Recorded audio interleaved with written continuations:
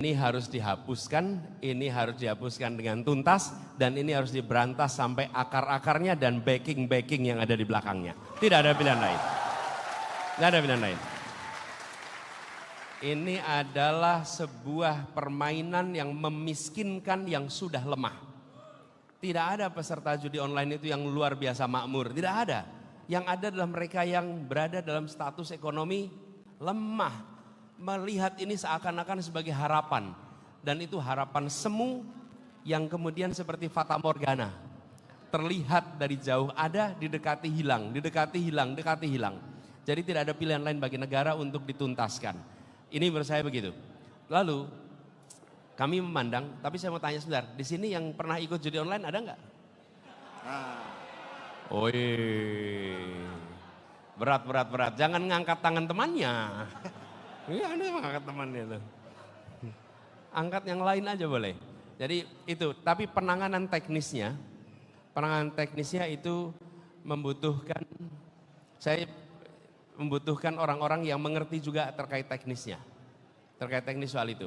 Saya lupa memperkenalkan, saya datang di sini ditemani Pak Tom Lembong. Pak Tom Lembong, boleh berdiri Pak Tom Lembong. Pak Tom ini mantan Menteri Perdagangan dan mantan Kepala BKPM. Lalu yang kedua saya temani Pak Leon. Mari Pak Leon, berdiri. Pak Leon ini ada yang pernah pakai Tokopedia? Ah, ini pendirinya Tokopedia. Pak Leon. Kalau menangani secara teknisnya gimana judi online itu? Oke, siap. Teknisnya walaupun butuh effort tapi tidak terlalu susah Pak Anies. Teman-teman nggak terlalu susah. Jadi pengalaman saya di Tokopedia, saya memang concern banget tentang fraud, tentang anti security. Jadi itu di bawah saya itu, jadi fraud dan penipuan. Nah jadi sebenarnya intinya itu yang pertama harus ada kemauan Pak.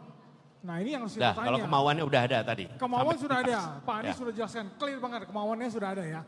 Jadi kita itu butuh people, proses, teknologi. Nah people kita sudah ada, jadi kita banyak sekali ya engineers di Indonesia yang tinggal kita kumpulkan saja, mereka itu ahli banget masuk. Nah prosesnya biasanya ada 3 tahap. Yang pertama kita bikin yang namanya rule engine. Rule engine itu aturan-aturan, sebenarnya ini langkah paling simple. Jadi jika aturannya begini, jika memenuhi syarat-syarat begini, kita bisa block. Kita bisa ngobrol dengan ISP, kita bisa blok itu semua. Nah yang kedua, rule engine itu sebenarnya paling gampang di bypass. Ya, paling gampang dilewatin. Nah yang kedua itu sekarang zamannya big data, jadi kita bisa kumpulin data, kita kumpulin pattern. Nah kita lakukan pattern recognition, nah itu kita bisa blok juga, itu lebih otomatis caranya.